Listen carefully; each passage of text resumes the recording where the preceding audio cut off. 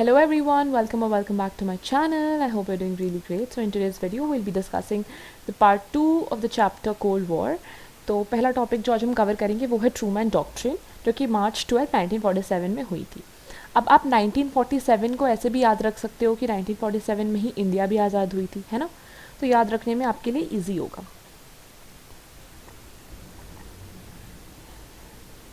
तो basically Trueman doctrine है क्या, ठीक है.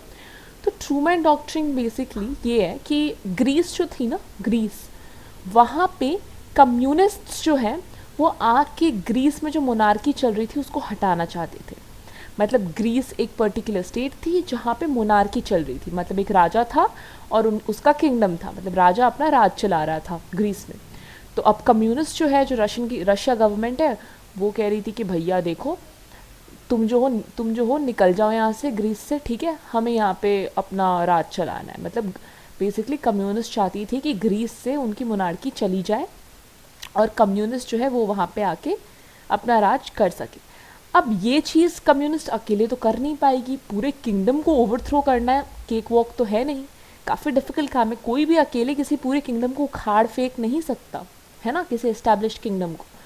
तो अब कम्युनिस्ट की हेल्प कौन कौन कर रही थी? अल्बानिया कर रही थी, बुल्गारिया कर रही थी और यूगोस्लेविया कर रही थी. अब ब्रिटेन को लगा कि भैया अब तो हमें कम्युनिस्ट को हटाना, कम्युनिस्ट को सप्रेस करना बहुत डिफ़िकल्ट हो जाएगा, क्योंकि ये तो अपनी मनमर्जी किए जा रही है, अपना पावर का गलत इस्तेमाल किए जा रही है. अभी ग्रीस में चली गई है उधर की गवर्नमेंट को, उधर की मोनार्की को ओवरथ्रो करने, ये क्या बात हुई. तो अब ब्रिटेन को लगा कि भैया अब तो कम्युनिस्ट को सप्रेस करना डिफ़िकल्ट है. तो ब्रिटेन गई यूएस के पास और उसने कहा कि हम आपसे विनती करते हैं कि आप कुछ कीजिए, इन कम्युनिस्ट लोगों का काफ़ी उड़ रहे हैं, ये ज़्यादा हवा में उड़ रहे हैं, है ना. तो यूएस प्रेसिडेंट ने फिर अपील किया यूएस कांग्रेस में और कहा कि देखो भैया, आपको जो है कुछ ना कुछ एक्शन तो लेना हो कम्युनिस्ट के खिलाफ. काफ़ी वेलापंथी किए जा रहे हैं, मतलब काफ़ी मनमर्जियाँ कर रहे हैं. वेलापंथी तो नहीं, काम की चीज़ें कर रहे हैं वो, अपनी काम की चीज़ें, बट जो भी है. तो यूएस कांग्रेस ने फिर क्या कहा कि ठीक है, हम जो है कुछ करते हैं, बट उसमें भी टाइम लगेगा. तो यूएस प्रेसिडेंट ने फिर रिक्वेस्ट की कि आप जो है $400 मिलियन का सैंक्शन लगाइए. किस पे? कम्युनिस्ट्स पे, ठीक है. ये अपील की उन्होंने. और उसके बाद यूएस प्रेसिडेंट ने ये भी डिक्लेयर किया कि अगर इस कंट्री में कोई भी, है ना, कोई भी ऐसा इंसान है जो किसी के अंडर नहीं रहना चाहता है, किसी आउटसाइड प्रेशर के अंडर नहीं रहना चाहता है, तो उसको पूरा हक है कि वो फ्रीली रह सके. समझ आया? मतलब मैं एग्जांपल बताती हूँ एक, कि मान लो मैं इंडिया में हूँ, ठीक है. अगर मुझे किसी और कंट्री का इंसान आके मुझे रूल करना चाह रहा है, मेरे कंट्री को रूल करना चाह रहा है, बट मुझे और मेरे आसपास के लोगों को उनके अंडर नहीं रहना है, तो हम जो है, हमारे पास ये पूरा अधिकार है कि हम फ्रीली रह पाए. हमें कोई भी आउटसाइड बाहरी फोर्स आके हमें सप्रेस नहीं कर सकती. हमारे खुद के कंट्री का हो, that is a different thing, but कोई और कंट्री आके अगर हमें रूल करना चाहे और हम नहीं चाहते कि वो हमें रूल करे, तो वो नहीं होगा. और यही था ट्रूमैन डॉक्ट्रिन, ठीक है. और इस डॉक्ट्रिन, ये जो डॉक्ट्रिन था, ये पहला डायरेक्ट रिस्पॉन्स था to the challenge of Soviet Russia. Russia अपनी मनमानी किए जा रही थी. तो उस चैलेंज, वो एक तरह से चैलेंज दे रही थी ना, कि भैया उखाड़ लो, क्या उखाड़ लोगे तुम हमारा. सोवियत रशिया यही कहना चाह रही थी एक तरीके से. तो ट्रूमैन डॉक्ट्रिन एक पहला डायरेक्ट रिस्पॉन्स था to the challenge of Soviet Russia. Chief aim क्या था इस डॉक्ट्रिन का, कि जितने भी इंडिपेंडेंट नेशंस हैं, मतलब जितने भी आज़ाद देश हैं, उसे कम्युनिस्ट अग्रेशन से बचाना है, उसे कम्युनिस्ट में टर्न होने से बचाना है. मतलब जितने भी इंडिपेंडेंट नेशंस हैं उसको इंडिपेंडेंट ही रखना है और वहाँ पे कम्युनिस्ट का रूल ना आए, ये इंश्योर कराना है इस ट्रूमैन डॉक्ट्रिन के थ्रू. इसका यही चीफ एम था. और उसके बाद ग्रीस को मिलिट्री असिस्टेंस मिली, मतलब उसको हेल्प मिली मिलिट्री की. और 1949 में जो है कम्युनिस्ट को डिफीट कर दिया गया ग्रीस में, ठीक है, through the help of military assistance by US. Turkey also received similar military aid because the country had faced similar threat. अब भैया कम्युनिस्ट तुर्की को भी चले गए थे पकड़ने, है ना, उसको भी कैप्चर करने चले गए थे, तो उसको भी ये मिलिट्री एड मिली और उसने भी डिफीट कर दिया. किसे? कम्युनिस्ट को. It became clear that America now became committed to the policy of contending communism not only in Europe but all over the world including Korea and Vietnam. तो अब ये क्लियर हो गया कि अमेरिका जो है वो कम्युनिज्म को हटाना चाहती है, सिर्फ किसी एक पर्टिकुलर एरिया से नहीं बल्कि पूरे यूरोप से, मतलब सिर्फ यूरोप से नहीं बल्कि पूरे दुनिया से, पूरे वर्ल्ड से, कोरिया और वियतनाम से भी, है ना. उसके बाद आता है मार्शल एड 1947, ये भी 1947 में है, ठीक है. तो अब देखो सारे 1947 में ही है. अभी ट्रूमैन भी 1947 में था, मार्शल एड भी 1947 में. काफ़ी ईजी हो गया आपको याद करने के लिए. This plan was an extension of the Truman doctrine, मतलब जो भी ट्रूमैन डॉक्ट्रिन थी ना उसका ही एक्सटेंशन था, मतलब उसमें ही शायद कुछ और स्कीम वगैरह अमेरिका ने ऐड कर दिया होगा, ठीक है.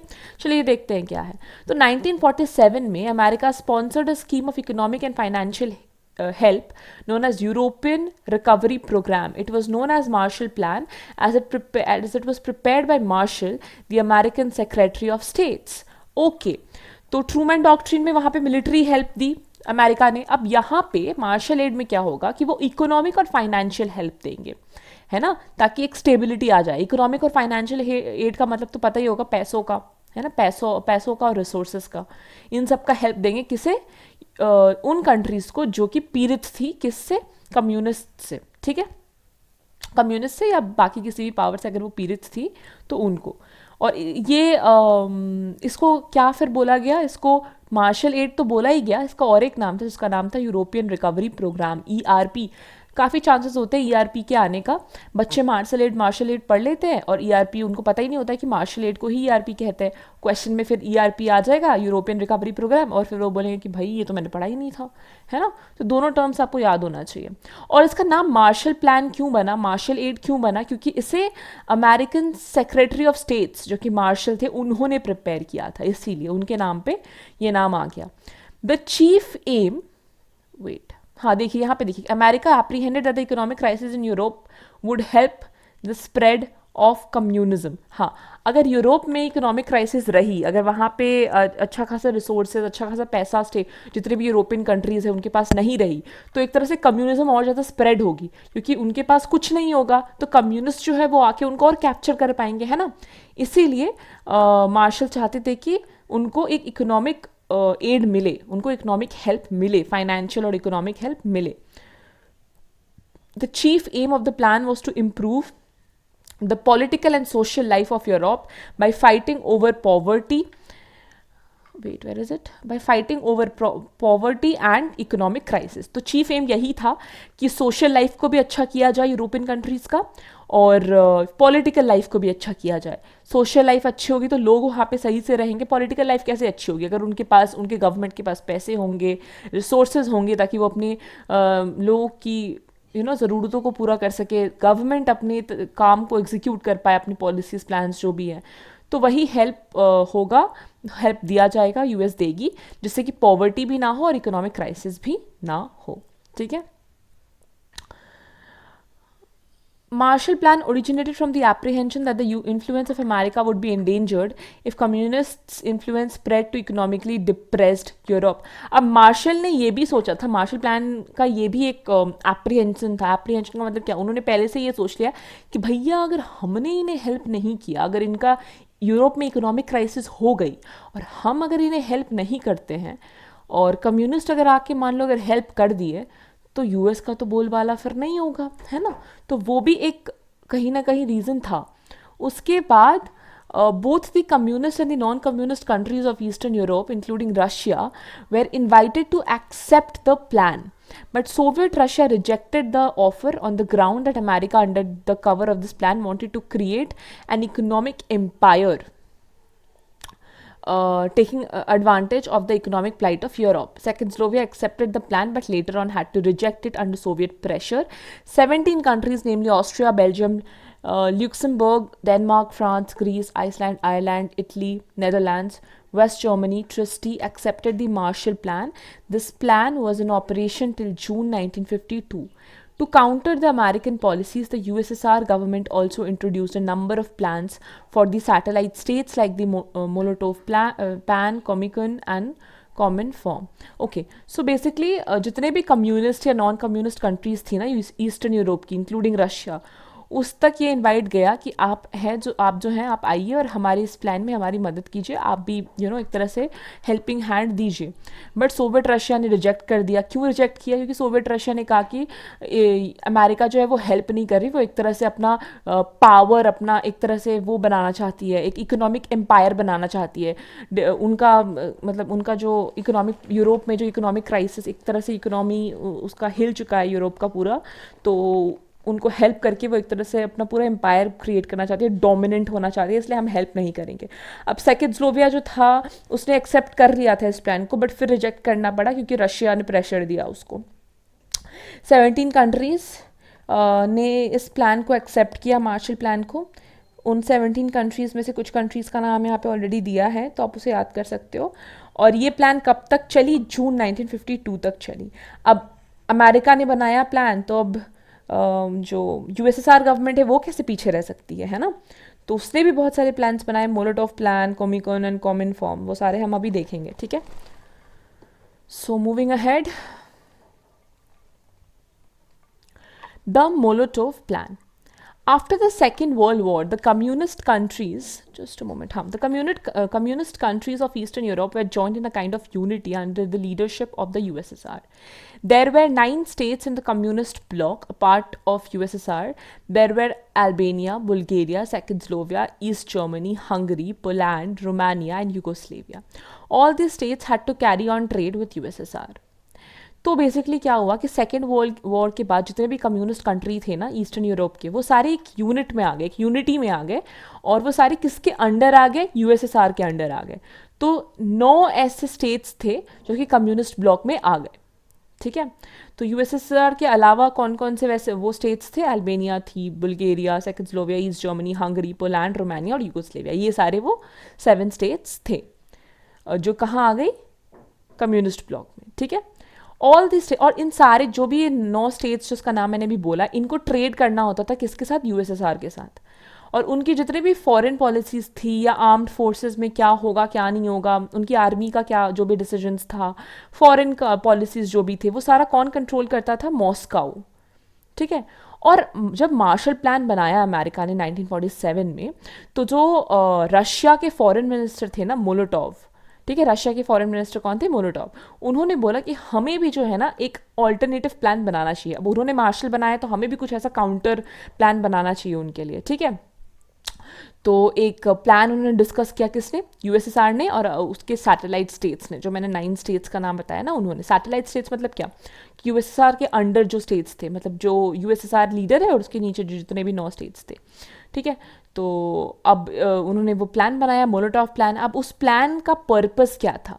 उस प्लान का पर्पस ये था कि हम एक यूनाइटेड इकोनॉमिक ग्रुप बनाएंगे, एक यूनाइटेड इकोनॉमिक ईस्टर्न ब्लॉक बनाएंगे, और ये मार्शल प्लान के अगेंस्ट होगा, है ना। उस तरफ से यूएस ने मार्शल प्लान लाया, हम इस तरफ से मोलोटोव प्लान लाएंगे, जो कि एक यूनाइटेड इकोनॉमिक ईस्टर्न ब्लॉक होगा। अब इसका मतलब क्या हुआ? यूनाइटेड इकोनॉमिक ईस्टर्न ब्लॉक, इसका मतलब ये हुआ कि यूएसएसआर ने ये साफ मना कर दिया अपने सैटेलाइट स्टेट्स को कि किसी भी तरह का अगर कोई हेल्प आपको मिलता है, किसी भी तरह का आपको कोई हेल्प मिलता है यूएस से, तो आप उसे एक्सेप्ट नहीं करेंगे, ना ही आप उस प्लान में जाके जुड़ोगे। कौन से प्लान में? मार्शल प्लान में। और हम जो है एक यूनाइटेड फोर्स बनेंगे, एक यूनाइटेड इकोनॉमिक फोर्स। और आप लोगों में से, उन 9 स्टेट्स को बोला कि आप लोगों में से कोई भी उस प्लान को एक्सेप्ट नहीं करेगा। इसलिए सेकेंडस्लोविया ने पहले तो एक्सेप्ट किया था मार्शल प्लान को, बट बाद में रिजेक्ट कर दिया। क्यों? क्योंकि ये प्लान जो उन्होंने बनाया और एक प्रेशर दिया यूएसएसआर ने, उसके बाद ये चीज़ भी बोली कि अब कोई उसमें जुड़ेगा नहीं, ठीक है। उसके बाद we'll see, just a moment, उसके बाद ओके, सो अब हम देखेंगे कि council for mutual economic assistance और कोमिकॉन, ठीक है। तो नाम से ही आपको समझ आएगा, council for mutual economic assistance मतलब इकोनॉमिकली हेल्प करना, है ना, एक असिस्टेंस देना। तो ये बॉडी भी यूएसएसआर ने ही फॉर्म की थी। कब की थी फॉर्म? 1949 में। और इसका मेन ऑब्जेक्टिव क्या था कि जो इकोनॉमिक स्टेट्स है, इकोनॉमिक कंडीशन है ना वो स्टेट्स के, उसको ठीक करना। वो 9 स्टेट्स जो उसके सैटेलाइट स्टेट्स है, उसकी इकोनॉमिक कंडीशन को ठीक करना। फिर उन्होंने क्या करा? पूरे जितने भी इंडस्ट्रीज थे सबको नेशनलाइज कर दिया। एग्रीकल्चर को भी कलेक्टिवाइज कर दिया, कलेक्टिव एग्रीकल्चरल प्रैक्टिस, जो मैंने आपको पहले भी बताया, कलेक्टिवली एक ग्रुप में एग्रीकल्चर का प्रैक्टिस करना, नॉट इन अ प्राइवेट वे। जितने भी इंडस्ट्रीज थे उसको नेशनलाइज कर दिया, कुछ भी प्राइवेट नहीं रखा, है ना। In the successive period USSR tried to use this body to organise the communist bloc into a single integrated economy. This attempt provoked hostile reactions in many of the satellite states. Ultimately, this plan was changed by the USSR government. अब later on ये करते करते later on USSR ने क्या किया, उसने try किया कि इसी बॉडी को, कॉमिकॉन को लेके वो क्या करे, एक कम्युनिस्ट ब्लॉक ऑर्गेनाइज करे जिसमें एक सिंगल इंटीग्रेटेड इकोनॉमी हो। मतलब वो जो 9 स्टेट्स थे ना, उन सबका इकोनॉमी और अपना इकोनॉमी मिला के सिर्फ एक ही इकोनॉमी बनाए, मतलब सबका अलग अलग इकोनॉमी ना हो, ठीक है। तो अब जो स्टेट्स थे उनको गुस्सा आ गया कि भैया ये क्या है, हम तुम्हारे साथ है, इसका थोड़ी ये मतलब है कि आप तुम हमारी भी इकोनॉमी को ले लो और एक इंटीग्रेट कर दो इकोनॉमी, हमसे पूछा तुमने, हम नहीं कर रहे ये भाई। तो उसके बाद यूएसएसआर को अपना प्लान चेंज करना पड़ा, ठीक है। अब हम देखेंगे कम्युनिस्ट इंफॉर्मेशन ब्यूरो और कॉमन फॉर्म।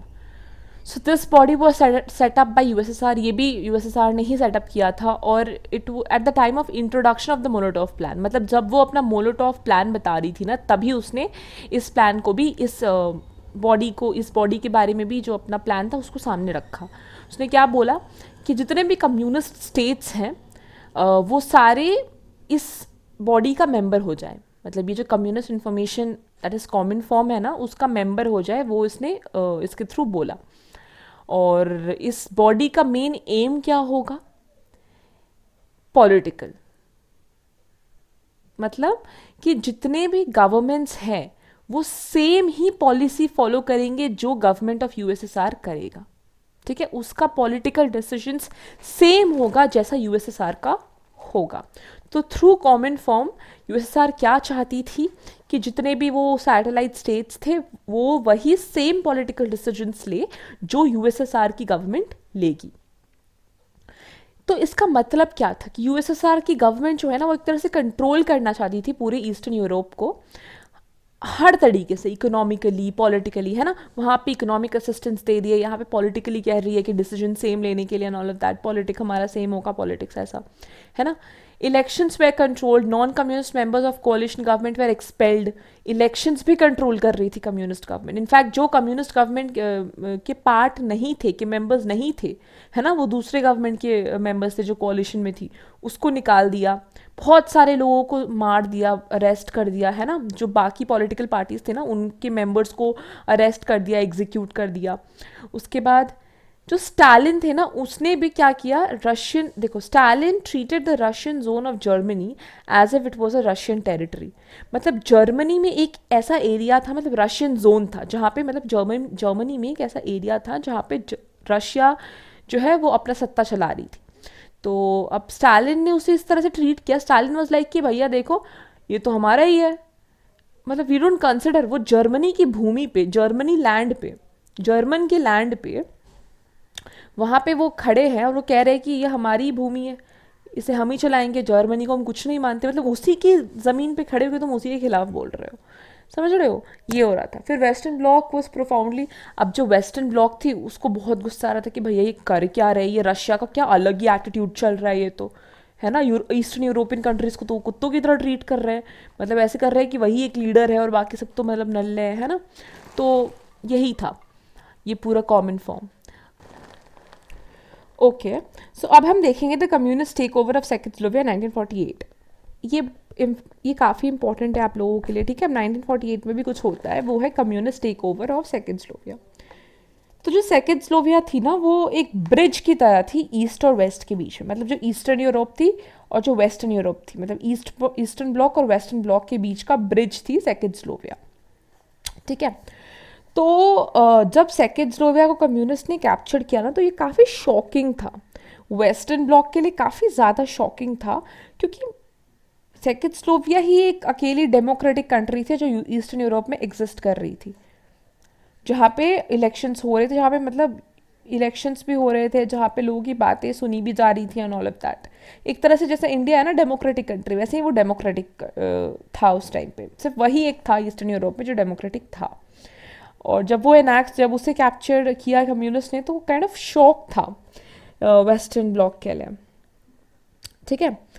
तो जो कम्युनिस्ट्स और लेफ्ट पार्टीज थे उन्होंने एक कोalition गवर्नमेंट बनाई थी 1946 के इलेक्शन के बाद, और ये एक्सपेक्ट किया गया था कि सेकेंड्सलोविया है ना वो काफ़ी ज़्यादा डेवलप्ड था, वहाँ पे इंडस्ट्रीज़ काफ़ी ज़्यादा डेवलप्ड थी एंड काफ़ी एक डेवलप्ड एरिया था। तो ये एक्सपेक्टेशन थी कि वो एक ब्रिज की तरह ही काम करेगा ईस्टर्न ब्लॉक और वेस्टर्न ब्लॉक के बीच में, है ना। वो किसी भी ब्लॉक में नहीं जाएगा, किसी भी ब्लॉक का हिस्सा नहीं बनेगा, वो एक ब्रिज ही रहेगा, ठीक है। ये एक्सपेक्ट किया गया था। बट एक क्राइसिस देखा गया अर्ली 1948 में जब इलेक्शंस हुए। कब हुए? मई 1948 में हुए। और होता है ना जब भी कोई इलेक्शंस होते हैं, हमारे कंट्री में भी जब कोई इलेक्शन होता है तो हम पहले से ही प्रेडिक्ट कर लेते हैं कि कौन जीतने वाला है। हमारी थोड़ी बहुत प्रेडिक्शंस होती है, अब चाहे वो गलत हो सही हो दैट डजंट मैटर, बट हम पहले से ही कुछ ना कुछ सोच लेते हैं कि ये वाली पार्टी जीतेगी या ये वाला पार्टी जीतेगा, कुछ भी, है ना। तो वैसे ही सबको लग रहा था कि कम्युनिस्ट जो है वो इलेक्शंस हार जाएंगी। क्यों हार जाएंगी? क्योंकि कम्युनिस्ट ने मना कर दिया था मार्शल प्लान का हिस्सा होने के लिए, तो सबको यही लग रहा था कि कम्युनिस्ट जो है वो इलेक्शन में हार जाएगी। अब और देखो, मार्शल प्लान एक तरीके से इकोनॉमिक रीजनरेशन था यूरोप का, मतलब मार्शल प्लान के थ्रू पूरे यूरोप की इकोनॉमी स्टेबल होती है, और जो तुम्हारा कम्युनिस्ट था उन्होंने मना कर दिया तो डेफिनेटली वो हार जाएंगे, सबको यही लग रहा था। बट क्या हुआ, जो कम्युनिस्ट थे ना वो जीत गए, कम्युनिस्ट पावर पे आ गए।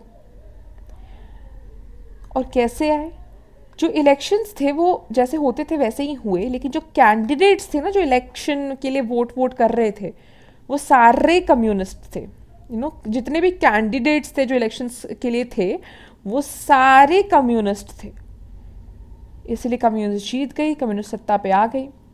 और वेस्टर्न पावर्स और यूएन जो है उन्होंने प्रोटेस्ट भी किया, बट वो प्रूव ही नहीं कर पाए कि रशिया इसमें इन्वॉल्व थी, कि ये उनकी चाल थी।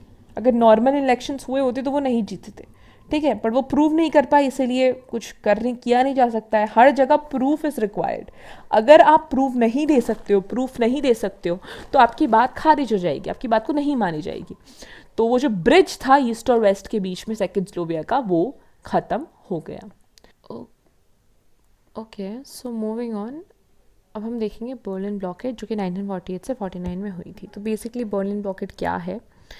तो ये जून 1948 से मई 1949 तक हुई थी, और ये रशिया ने किया था। और क्यों किया था वो हम देखेंगे। तो याल्टा और पोस्ट डैम, जब इन दोनों का कॉन्फ्रेंस और मीटिंग हुई थी, तो क्या अग्री हुआ था कि जो अलाइड पावर्स हैं वो जर्मनी को और बर्लिन को 4 पार्ट्स में डिवाइड करेंगे। अब जर्मनी का हमें पता है, बर्लिन का उस चैप्टर में, सॉरी पहले पार्ट में हमने नहीं देखा है, तो ये बर्लिन के बारे में भी यही डिसाइड हुआ था कि उसको 4 जोन्स में डिवाइड किया जाएगा। एक अमेरिका लेगी, एक ब्रिटेन, एक फ्रांस और एक रशिया। तो अमेरिका, ब्रिटेन और फ्रांस, इन तीनों ने तो अग्री कर लिया और इन तीनों ने अपना पूरा बेस्ट दिया ताकि वो इकोनॉमिक और पॉलिटिकल रिकवरी कर सके चारों जोन्स का, मतलब जो भी उनको जोन्स अलॉट हुए थे, ठीक है। अब अमेरिका को जो जोन अलॉट हुआ था वो अपना, ब्रिटेन को जो जोन अलॉट हुआ था वो अपना, फ्रांस को जो जोन अलॉट हुआ था वो अपना सारा इकोनॉमिक और पॉलिटिकल रिकवरी कर पाए जो भी जोन उन्हें मिला था उसका, ठीक है। बट रशिया ने क्या किया, रशिया को जो जोन अलॉट हुई थी उसने उसे एज अ सैटेलाइट कंसिडर किया, और एक तो ऑलरेडी उस जोन की कंडीशन ख़राब थी, रशिया ने क्या किया और ज़्यादा उसके रिसोर्सेज को एक्सप्लॉइट कर दिया, उसके रिसोर्सेज को लिया और रशिया के डेवलपमेंट में इस्तेमाल किया। अब 1948 में क्या हुआ कि तीनों जोन्स मर्ज हो गई। कौन से तीनों जोन्स? जो तीनों जोन्स बाकी लोगों को मिला था वो तीनों मर्ज होके, बाकी 3 मतलब अमेरिका, ब्रिटेन और फ्रांस, उन तीनों को जो जोन्स मिला था वो तीनों मर्ज हो गई, और उन तीनों ने मिलके फॉर्म किया एक सिंगल इकोनॉमिक यूनिट। और मार्शल हेल्प की मदद से ये तीनों जोन्स जो है इकोनॉमिकली काफ़ी ज़्यादा डेवलप हो गई। और रशिया को जो जोन मिली थी वो काफ़ी ज़्यादा पॉवर्टी में चली गई थी, ठीक है। अब वेस्टर्न पावर्स जो थे वो चाहते थे कि चारों जोन्स जो है फिर से यूनाइट हो जाए, ठीक है। बट रशिया के जो हेड थे वो स्टालिन, वो चाहते थे कि नहीं, हमें जो जोन मिला है रशियन जोन उसे हम सेपरेट ही रखना चाहते हैं, क्योंकि अगर हमने इसको तीनों जोन्स के साथ यूनाइट कर दिया तो वो भी वेस्टर्न ब्लॉक का एक पार्ट बन जाएगी और एक बहुत मेजर पार्ट बन जाएगी और बहुत ज़्यादा स्ट्रांग हो जाएगी और हमारे लिए थ्रेट होगा। इसलिए रशिया ने बोला कि हम अपने पार्ट को, हम अपने जोन को तुम्हारे साथ जोड़ना नहीं चाहते हैं। फिर जून 1948 में क्या हुआ कि वेस्टर्न पावर्स ने एक नया करेंसी निकाला। ठीक है, नया करेंसी का तो मतलब आपको पता ही होगा, है ना। और वो नया करेंसी निकालने के पीछे का मोटिव क्या था कि वो प्राइस कंट्रोल कर पाए अपने रिस्पेक्टिव जोन्स में, जो भी उनको जोन मिला था उसमें वो जो है प्राइस की कंट्रोल कर सके और वेस्ट बर्लिन में भी प्राइस कंट्रोल कर सके। बट जो रशियन अथॉरिटी थी ना, उनके पास वो उस पोजीशन में थी ही नहीं कि वो दो डिफरेंट करेंसी रख सके, एक अपने लिए और एक अपने जो उसको जोन मिला है उसके लिए, है ना। तो वो दो करेंसी ला पाए सेम सिटी में, वो उतना कैपेबिलिटी उसमें था ही नहीं, वो उस स्टेट में थी ही नहीं, है ना। तो फिर क्या हुआ, बर्लिन सिटी, अच्छा मैं पहले एक बता दूं, बर्लिन सिटी जो है वो ईस्ट जर्मनी में थी। ठीक है, मतलब जिस साइड रशिया थी ना वो उस साइड थी। और वेस्टर्न पावर्स ने क्या बोला था कि वो करेंसी जो लाएंगे वो जो उनके पास जोन्स है उसमें तो लाएंगे ही लाएंगे ही लाएंगे, बल्कि वेस्ट बर्लिन में भी उस चीज़ को इम्प्लीमेंट करेंगे। ठीक है, तो अब जब रशिया को ये चीज़ पता चला तो उसे लगा कि भाई ये तो एम्बैरेसिंग भी हो जाएगा कि भैया हम यहाँ पे एक ही करेंसी चला रहे हैं और वो दूसरा करेंसी ला रहे हैं कहाँ पे, बस हमारे बगल ही में जो वेस्टर्न बर्लिन है उधर। तो इसके चलते रशिया ने क्या किया, जितने भी रोड्स और वाटर रूट्स थे ना वेस्ट बर्लिन और वेस्ट जर्मनी के बीच में, बंद कर दिए। कि तुम रोड रूट बंद कर दोगे, वाटर रूट बंद कर दोगे, पर एयर रूट तो बचा है ना बाबू भैया। तो एयर रूट के थ्रू हम जो है उसको भेजेंगे, फूड असिस्टेंस देंगे ब्लॉक्ड एरियाज को। तो अगले 10 महीने तक वेस्टर्न पावर्स ने डिसाइड किया कि वो फूड सप्लाई करेंगे उस ब्लॉक्ड एरिया पे। और मई 1949 में रशिया को मजबूरी मतलब एकदम मजबूरन होके उस ब्लॉकेट को हटाना पड़ा। और फिर रिजल्ट क्या हुआ कि जो वेस्टर्न पावर्स का रिलेशन रशिया के साथ जो था खराब था, वो और ज़्यादा खराब हो गया, वर्स्ट हो गया। फिर वेस्टर्न ब्लॉक ने डिसाइड किया कि वो नाटो फॉर्म करेंगे 1949 में, नॉर्थ अटलांटिक ट्रीटी ऑर्गेनाइजेशन। और वो क्यों करेंगे, ताकि डिफेंस जो है उसमें उनमें उनका कोऑर्डिनेशन हो सके। तो अब क्लियर क्या हो गया कि जर्मनी जो है वो फ्यूचर में भी डिवाइडेड ही रहेगी, क्योंकि जर्मनी का तो कोई फेट अभी इसमें डिसाइड हुआ नहीं है। ठीक है, अब हम देखेंगे the formation of NATO 1949। The North Atlantic Treaty Organisation was a defence organisation against the Russian bloc. Obviously NATO जो थी वो एक डिफेंस ऑर्गेनाइजेशन थी, किसके खिलाफ, रशियन ब्लॉक के खिलाफ। जो कॉन्फ्लिक्ट चल रहा था वेस्टर्न और ईस्टर्न यूरोप में जर्मन प्रॉब्लम को लेके, जर्मनी की प्रॉब्लम को लेके, वो काफ़ी ज़्यादा सीरियस हो गया। तो अमेरिका ने ये डिसाइड किया कि वो एक म्यूचुअल मिलिट्री असिस्टेंस ऑर्गेनाइजेशन करेंगी वेस्टर्न कंट्रीज़ के साथ। मतलब जो भी जितने भी वेस्टर्न कंट्रीज़ हैं वो एक साथ अपना मिलिट्री में मतलब एक दूसरे का हेल्प करेंगे, कोऑर्डिनेशन मेंटेन करके रखेंगे। अप्रैल 4 1949 में क्या हुआ, America, Britain, France, Italy, Canada, Belgium, Denmark, Luxembourg, Norway, Portugal, Iceland, Netherlands signed the North Atlantic Treaty. Greece, Turkey and West Germany later joined this organization. तो कौन कौन कंट्रीज इस ऑर्गेनाइजेशन का पार्ट थे वो यहाँ पे लिखा हुआ है, वो आपको याद करना होगा। The signatory states agreed to regard an attack on any of them as an attack on all of them and placed their defenses under a joint NATO command organization of North Atlantic Council. The NATO was formed primarily to oppose the spread of Russian influence in Western Europe. Now Stalin took it as a challenge and tension neutrally remained high. अब इन दोनों के बीच में इन सारे countries के बीच में NATO sign हुआ और ये डिसाइड हुआ कि अगर किसी भी एक कंट्री में, ये जितने लोगों ने भी नाटो साइन किया है उसमें से अगर किसी एक के ऊपर भी अटैक होता है तो हम ऐसा मानेंगे कि वो हम पे अटैक हो रहा है और हम उनकी मदद करेंगे। ठीक है, अगर एक पे भी अटैक हो रहा है तो इट्स लाइक हम पे अटैक हो रहा है तो हम उनकी हेल्प करेंगे।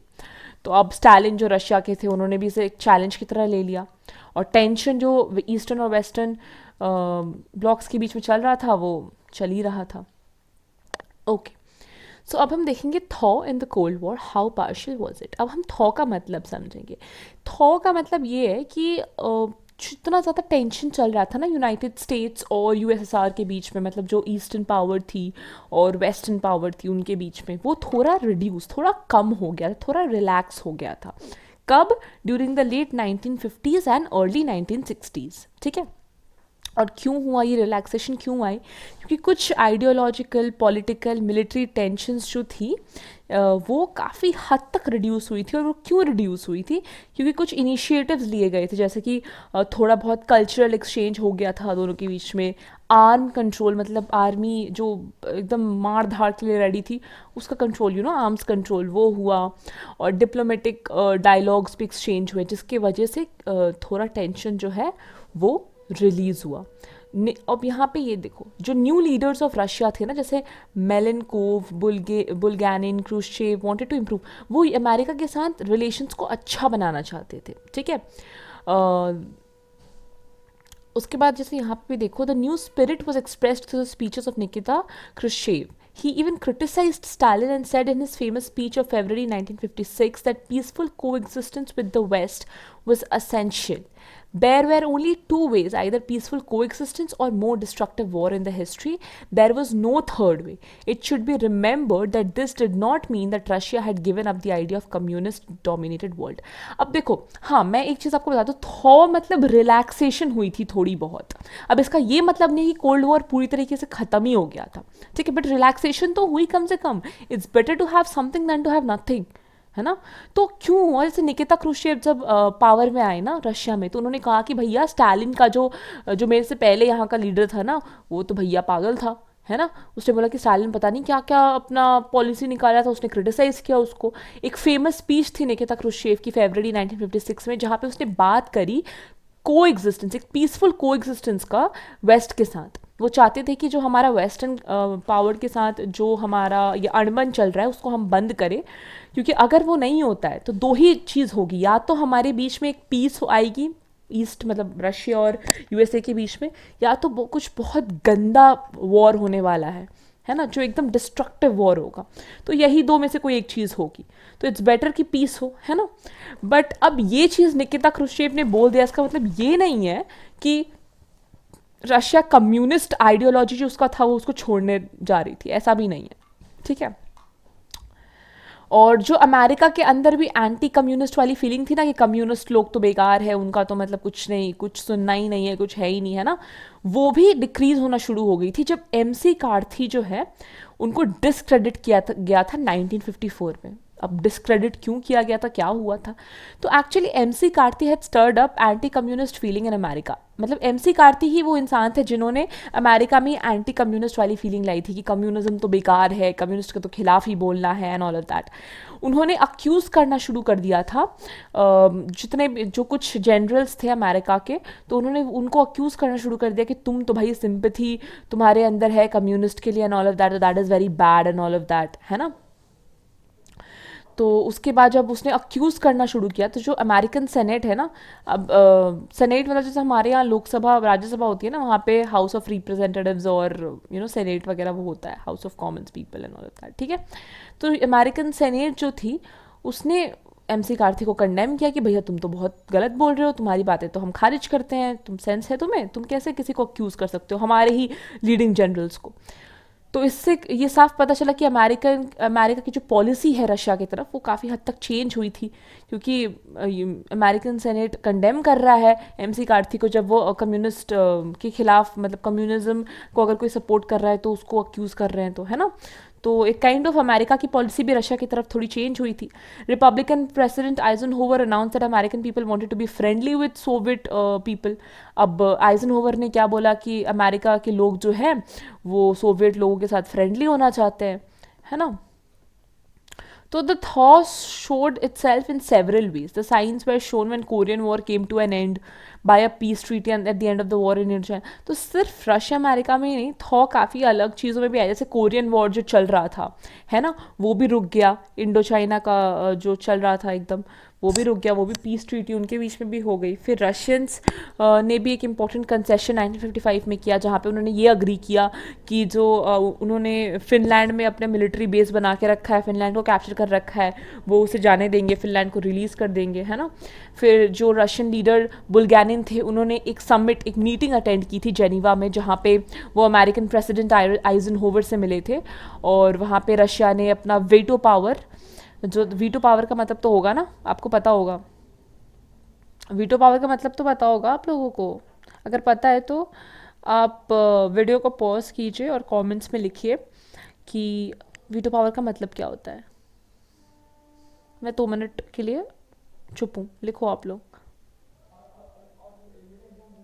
वीटो पावर बेसिकली कुछ नहीं होता है। वीटो पावर यही होता है कि किसी भी एक कंट्री के पास वो अथॉरिटी है कि वो बाकी जो जो डिसीजन ली है कंट्रीज़ ने, उसे वो खारिज कर सकते हैं अपने एक वीटो पावर के साथ, है ना। अगर बाकी 2-3 लोगों ने भी कोई डिसीजन लिया है तो वीटो पावर के थ्रू आप उनके डिसीजन को भी खारिज कर सकते हो। तो रशिया ने अपना वीटो पावर जो है वो लिफ्ट, मतलब वो हटा दिया। किस चीज़ से हटा दिया कि 16 न्यू मेंबर्स, यूनाइटेड किंगडम्स में 16 नए मेंबर जुड़ेंगे। तो रशिया ने जो है अपना वीटो पावर वहाँ से वो हटा दिया, ठीक है। क्रुश्चेव ने भी Khrushchev paid a visit to Tito and the quarrel with Yugoslavia was healed. Yugoslavia के साथ भी रशिया का जो क्वारल चल रहा था वो भी खत्म हो गया। Common form was abandoned. Common form जो हमने आगे पढ़ा वो भी खत्म हो गया था, जिससे कि ज़्यादा सैटेलाइट स्टेट्स को और भी फ्रीडम मिले, है ना। उसके बाद एक ऑस्ट्रियन स्टेट ट्रीटी साइन हुई थी मई 1955 में। उसके बाद सेकेंड वर्ल्ड वॉर के बाद ऑस्ट्रिया को डिवाइड किया गया था। अब ये ट्रीटी में बेसिकली क्या था वो मैं तो आप लोगों को बताती हूँ कि सेकेंड वर्ल्ड वॉर के बाद 4 जोन्स में ऑस्ट्रिया को डिवाइड किया गया था। और जो रशियन जोन में जो पार्ट पड़ा था ऑस्ट्रिया का, उसका कैपिटल वीना था। अब Austria was allowed her own government because she was viewed not as a defeated enemy but as a state liberated from the Nazis, ठीक है। अब ऑस्ट्रिया को ऐसे डिफीटेड आर्मी की तरह नहीं देखा जाता था, बस ऐसे देखा जाता था कि उसको लिबरेशन मिली है जर्मनी से, ठीक है, नाजीज से। अब 3 वेस्टर्न ऑक्यूपाइंग पावर्स ऑर्गेनाइज। अब देखो रशिया ने क्या किया था ना, ऑस्ट्रिया जब 4 पार्ट्स में डिवाइड हुई तो जो बाकी 3 लोगों ने लिया ऑस्ट्रिया को, उन्होंने तो उस चीज़ को, उस जगह को रिकवर कर दिया। बट रशिया ने ऑस्ट्रिया को और ज़्यादा एक्सप्लॉइट कर दिया, है ना, और ज़्यादा उसके रिसोर्सेज को ले लिया और उसको एक्सप्लॉइट कर दिया, जिसकी वजह से काफ़ी उस जगह में हलचल होनी शुरू हो गई थी।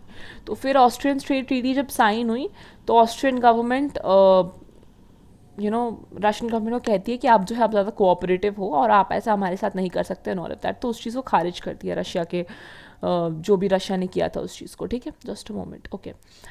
But she was not to be, हाँ, अब ऑस्ट्रिया यूनाइटेड भी नहीं होना चाहती थी जर्मनी के साथ। ऑस्ट्रिया चाहती थी कि वो इंडिपेंडेंट हो जाए ना, वो रशियन गवर्नमेंट के साथ आए। रशियन गवर्नमेंट को उसने बस बोला, इस ट्रीटी के थ्रू रशियन गवर्नमेंट को उसने बोला कि आप जो है हमारे साथ कोऑपरेटिव हो जाइए। तो एक एग्रीमेंट उनके साथ साइन की कोऑपरेशन की। बाकी ऑस्ट्रिया इंडिपेंडेंट होना चाहती थी, वो न्यूट्रल रहना चाहती थी। वो इस ईस्टर्न और वेस्टर्न ब्लॉक, ये जो इनका चल रहा था ना अपना ड्रामा, उनके बीच में वो फंसना नहीं चाहती थी। तो वो न्यूट्रल रहना चाहती थी और वो इंडिपेंडेंट रहना चाहती थी, ठीक है।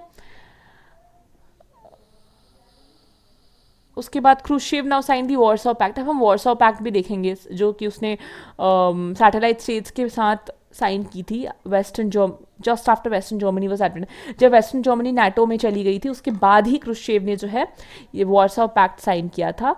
और ये पैक्ट एक्चुअली एक डिफेंस अग्रीमेंट थी सैटेलाइट स्टेट्स के साथ। इसके अलावा उसने वेस्टर्न ब्लॉक पे भी ये प्रेशर डाला, रशिया ने वेस्टर्न ब्लॉक पे भी काफ़ी प्रेशर डाला। And Russia successfully tested an intercontinental ballistic missile launch first space satellite Sputnik 1। First space satellite कौन सी थी? स्पुतनिक 1। किसने लॉन्च की? रशिया ने। तो उसने वेस्टर्न ब्लॉक पे प्रेशर डाला कि भैया देखो हमें जो है अपना मिसाइल बनाना है। तो उन्होंने फिर बनाया फर्स्ट स्पेस सैटेलाइट स्पुतनिक 1। अब हम देखेंगे Cuban missile crisis 1962 and we'll see Warsaw Pact May 4, 1955. So Cuban Missile Crisis basically क्या है? The most tense incident of entire Cold War period was the Cuban Missile Crisis of 1962. मतलब पूरे cold war का सबसे intense, सबसे ज़्यादा tension वाला incident अगर कुछ था तो वो था क्यूबन मिसाइल क्राइसिस, जो कि 1962 में हुआ था। Fidel Castro, the new ruler of Cuba, nationalized all American owned states and factories. As a result, the relation with America worsened, whereas relation with Soviet Russia improved. अब Fidel Castro जो Cuba के नए ruler थे, उन्होंने जितने भी America जो भी फैक्ट्रीज और स्टेट्स को ओन कर रही थी उसका ओनरशिप अमेरिका का हटा के उन सबको नेशनलाइज कर दिया, है ना। जिसकी वजह से अमेरिका के साथ क्यूबा का रिलेशन एकदम ख़राब हो गया। और सोवियत, अब अमेरिका के साथ ख़राब हुआ है तो रशिया के साथ तो अच्छा होगा ही, है ना, क्योंकि अमेरिका और रशिया एक दूसरे के अपोजिट थे। तो फिर ओके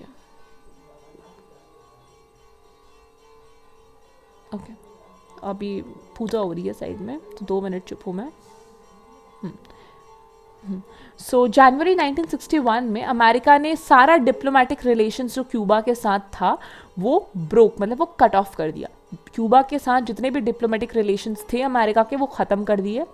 और रशिया ने फिर डिसाइड किया कि वो न्यूक्लियर मिसाइल लॉन्चर्स रखेंगे क्यूबा पे। देखो अब मैं आप लोगों को बताती हूँ क्यूबा कहाँ था, ठीक है। मान लो ये अमेरिका है, तो Cuba was very near to America. Cuba ये है, ठीक है, ये क्यूबा है और ये अमेरिका है। तो क्यूबा यहाँ पे था। तो अब मान लो ये सोवियत रशिया, तो सोवियत रशिया ने क्या किया, shit I am so sorry, just a moment I need to change this.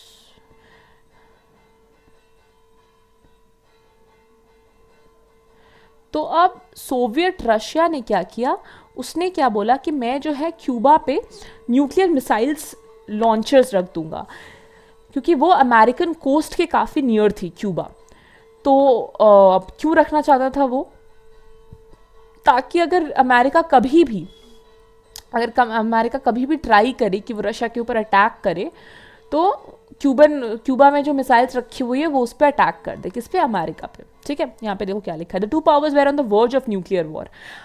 हाँ, मतलब दोनों पावर्स जो थी ना, यूएसए और यूएसएसआर, वो दोनों एकदम एकदम ऑलमोस्ट उधर आ गई थी कि भैया अब तो न्यूक्लियर वॉर होगा, अब तो एटम बॉम्ब का वॉर होने वाला है, मिसाइल वॉर होगा अब तो, ठीक है। Finally Russia decided to remove the missiles. अब उसके बाद फिर रशिया ने डिसाइड किया कि चलो भैया अब हटा लेते हैं अपने मिसाइल्स को यहाँ से, ठीक है। जो क्यूबा में जो उसने रखी थी, both sides came to their senses and tension gradually relaxed.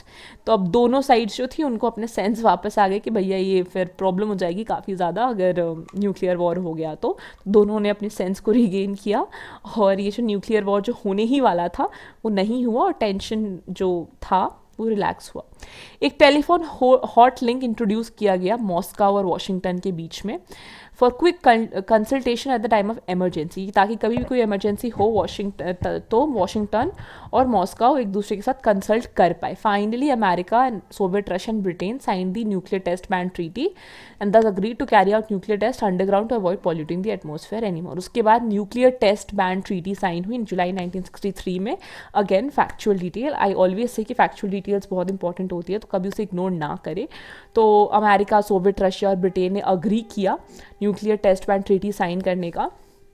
और उस ट्रीटी के अनुसार क्या हुआ, मतलब इस ट्रीटी में क्या लिखा हुआ था कि इन तीनों कंट्रीज़ को अगर न्यूक्लियर टेस्ट करना है तो वो अंडरग्राउंड करेंगे ताकि एटमॉस्फेयर में पोल्यूशन ना हो, ठीक है। Moving on, the Warsaw Pact of May 4, 1955। अब Soviet Russia became alarmed at the formation of NATO. Russia strongly protested. अब नाटो क्या था, डिफेंसिव फोर्स था ना, किसका, वेस्टर्न ब्लॉक का था ना। तो अब जब सोवियत रशिया ने देखा कि भैया वेस्टर्न ब्लॉक ने तो नाटो बना लिया, अब हमें भी कुछ करना है, तो Russia strongly protested against the inclusion of West Germany in this organisation. और नाटो में वेस्ट जर्मनी भी जाके इंक्लूड हो गई थी, तो रशिया को बहुत गुस्सा है कि भाई वेस्ट जर्मनी क्यों जाके वहाँ पे जुड़ गई। उसके बाद रशिया ने क्या बोला कि हम भी एक ऑर्गेनाइजेशन फॉर्म करेंगे, एक राइवल ऑर्गेनाइजेशन। उसने नाटो फॉर्म किया है तो हम भी फॉर्म करेंगे Warsaw Pact, let's form Warsaw, ठीक है। तो कुछ कंट्रीज जुड़े, जैसे पोलैंड, हंगरी, सेकेंडस्लोविया, बुल्गारिया, अल्बानिया, ईस्ट जर्मनी, ये सारे मिलके उन्होंने बनाया वार्सो पैक्ट May 4, 1955 में। इस पैक्ट के अनुसार एक जॉइंट कमांड होगा आर्म्ड फोर्सेस का, वही जो नाटो का काम था वही वो वेस्टर्न का था, वेस्टर्न कंट्रीज का ग्रुप था और ये ईस्टर्न कंट्रीज का ग्रुप था। चीज़ें सेम ही है, मोटिव दोनों का सेम ही है कि डिफेंस में एक असिस्टेंस मिले। और इसका हेडक्वार्टर्स कौन बना, मॉस्को बना हेडक्वार्टर्स। और after the formation of NATO and the conclusion of the Warsaw Pact it became clear that Russia would not allow Germany to be united in the near future. तो अब देखो एक Germany बेचारा उधर है NATO के पास, एक जर्मनी का पार्ट बेचारा इसके पास है वार्सो पैक्ट के बाद।